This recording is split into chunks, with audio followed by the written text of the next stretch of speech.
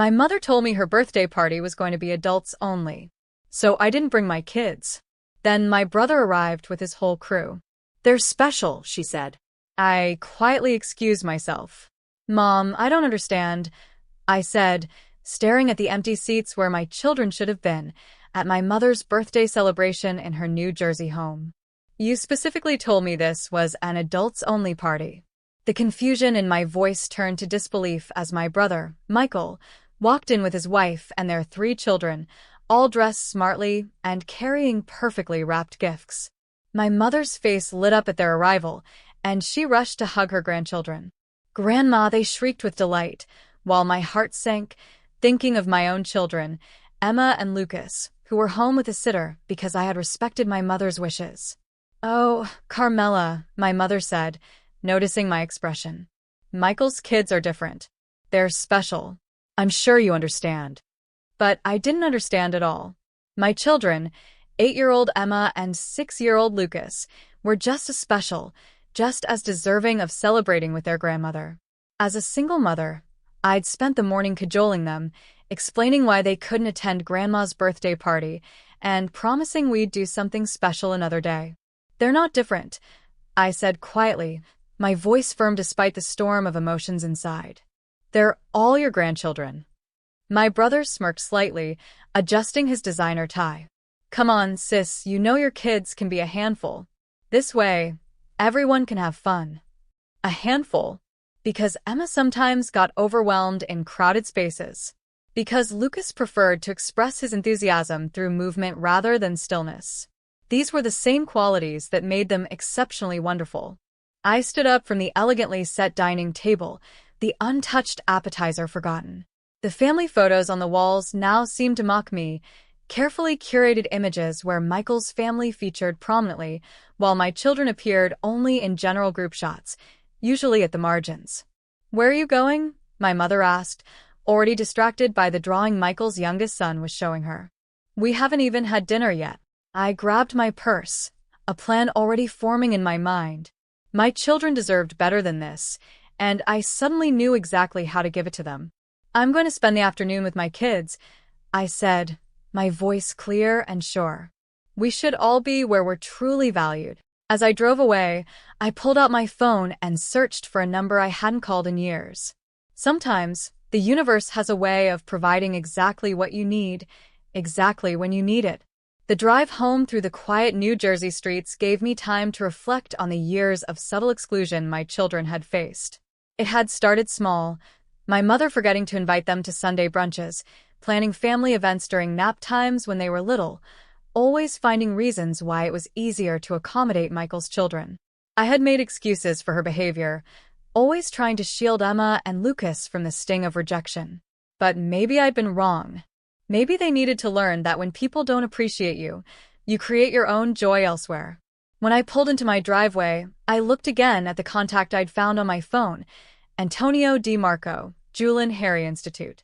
Tony and I had gone to high school together, and he'd become one of New Jersey's most celebrated young chefs. His restaurant, Giardino, was always packed, and my kids had been begging me to take them after seeing his cooking videos online. I dialed his number, hoping he'd remember me. The phone rang twice before a familiar voice answered. "Tony, it's Carmel Martin." "Carmela?" Dios mío. "It's been forever. How are you?" The warmth in his voice made me tear up. I'm okay. "Listen, I have a strange request. Are you at the restaurant tonight?" I explained the situation, trying to keep my voice steady. Tony listened without interrupting, and then said something that made me smile for the first time that evening. "Bring them over right now. I have the perfect idea." I walked into the house to find Emma and Lucas sitting with their sitter, Jessica, trying to play board games but clearly dejected. Emma's long, dark hair was pulled back in her special occasion braid, which she'd done herself, waiting until the last minute for Grandma to change her mind about the party. "Mom?" Lucas jumped up, his energy instantly restored. "You're back early. Did Grandma miss us?" The question broke my heart, but I didn't let them see my sadness.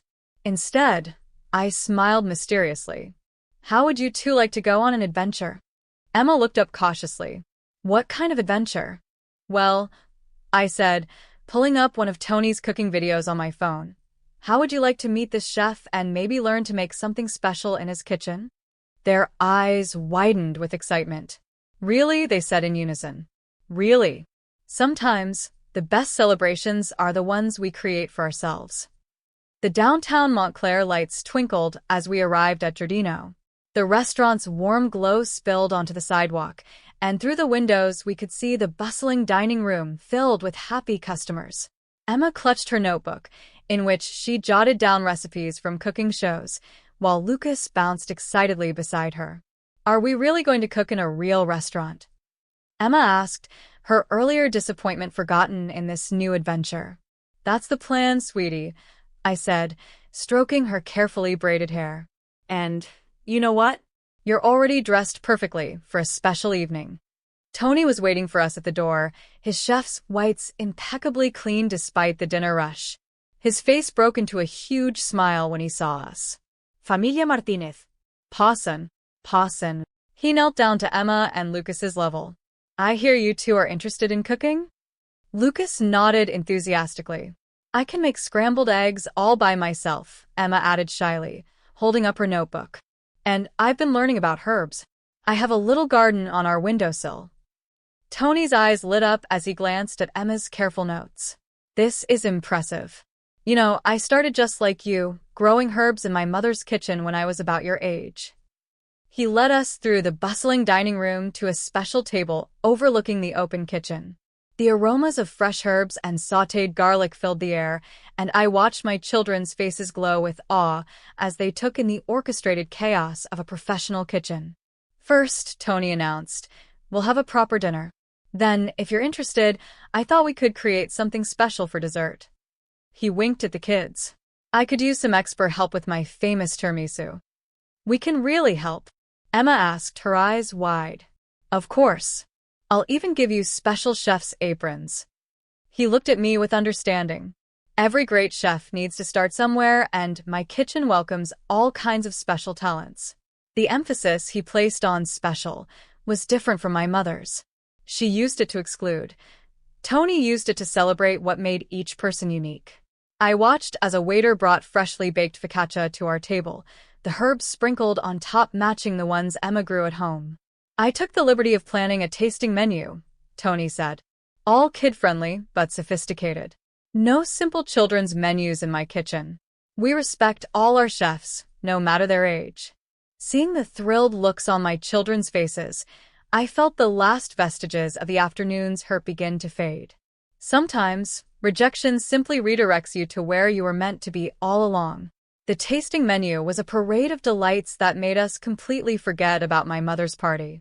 Each dish came with a story from Tony about its origins, and he encouraged the kids to guess the ingredients. Lucas correctly identified the sage in the butternut squash ravioli, while Emma impressed everyone by detecting the subtle hint of rosemary in the roasted chicken. You have a very sophisticated palate, Tony told Emma, who beamed with pride. Would you like to see how we make our herb blend when we finish our main course? Tony brought out 2 pristine white chef's aprons, each embroidered with the Giardino logo and Junior Chef in gold thread. The kids' eyes lit up as he helped them put them on, carefully rolling up the sleeves to fit their small arms. Now, Tony announced, leading us toward the kitchen. Who's ready to make some magic? The kitchen was a wonderland of stainless steel and organized chaos. The staff members smiled warmly at the kids, and Tony introduced them properly. Everyone, meet our special guest chefs for the evening. Emma is our resident herb expert, and Lucas is our enthusiast in training. Welcome to the brigade. Several chefs called out, using proper kitchen terminology that made the kids stand up a little taller with pride. Tony had set up a special station for them, with all the ingredients measured out and ready. Safety first, he explained, showing them how to properly hold utensils and handle hot foods.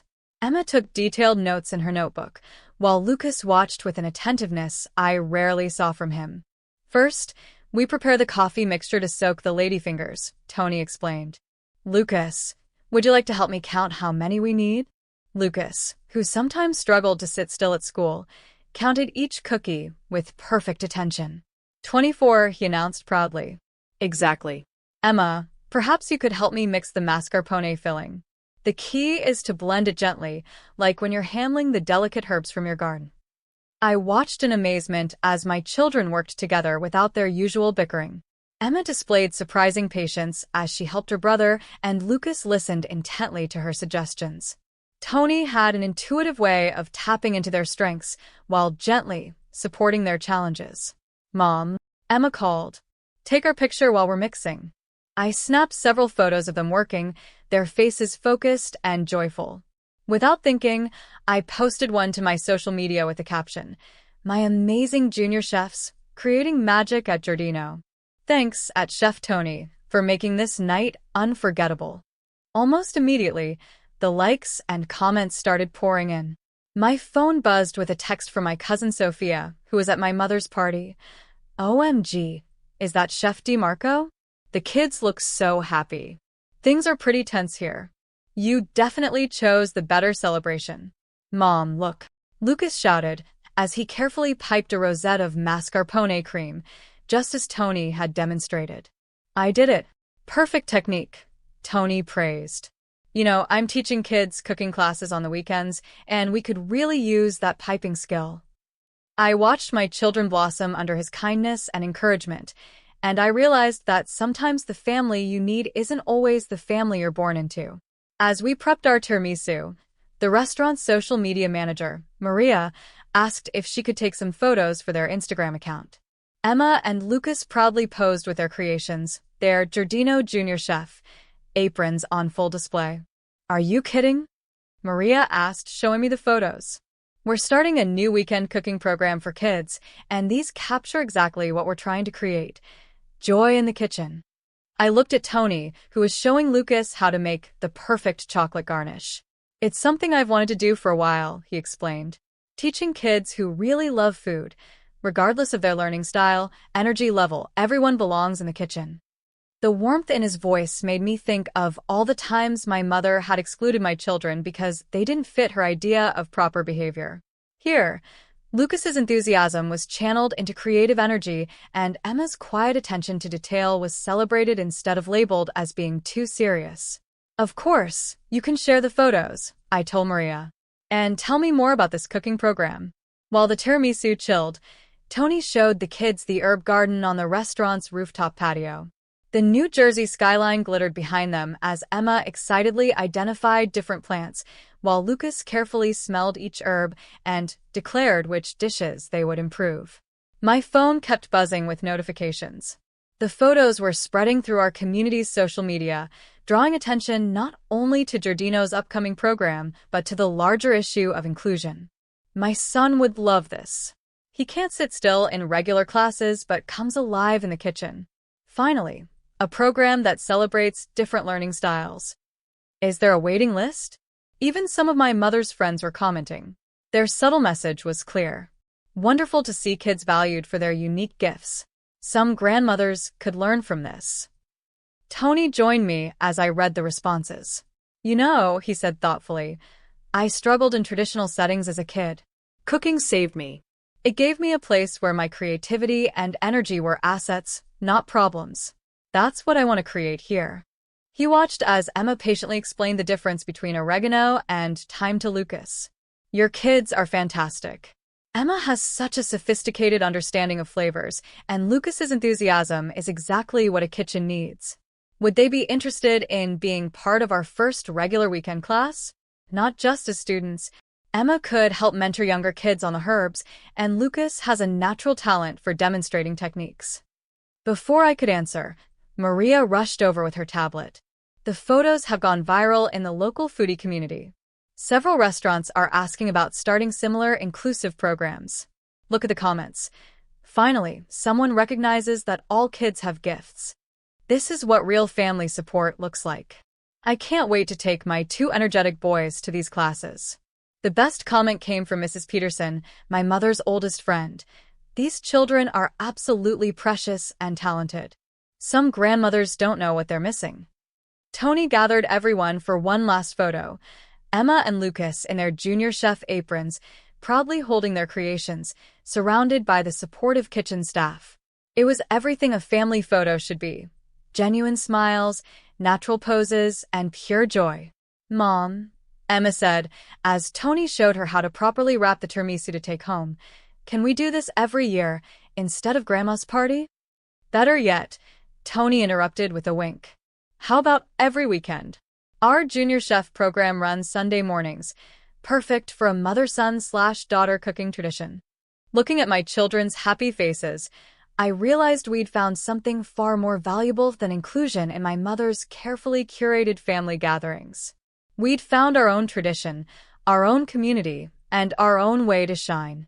The next morning, our kitchen filled with the aroma of fresh brewed coffee as Emma and Lucas proudly shared their tiramisu with Jessica, our regular sitter. The joy from the previous night still lingered, sweetened further by the stream of supportive messages that continued to flood my social media. Mrs. Martinez, Jessica said, savoring a bite. This is incredible. I saw the pictures last night. Everyone at my college is talking about Giardino's new kids program. They're saying it's going to change the way restaurants think about cooking classes for children. My phone buzzed. It was a text from Michael. Mom's really upset. She wants to talk to you. I took a deep breath, a newfound sense of calm settling over me. Tell her I'll call her later, I typed back. Right now, I had more important things to focus on. The smell of tiramisu, the sound of my children's laughter, and the promise of a future filled with joy, acceptance, and a whole lot of delicious possibilities. We had found our place, and it wasn't at a table where we weren't truly welcome.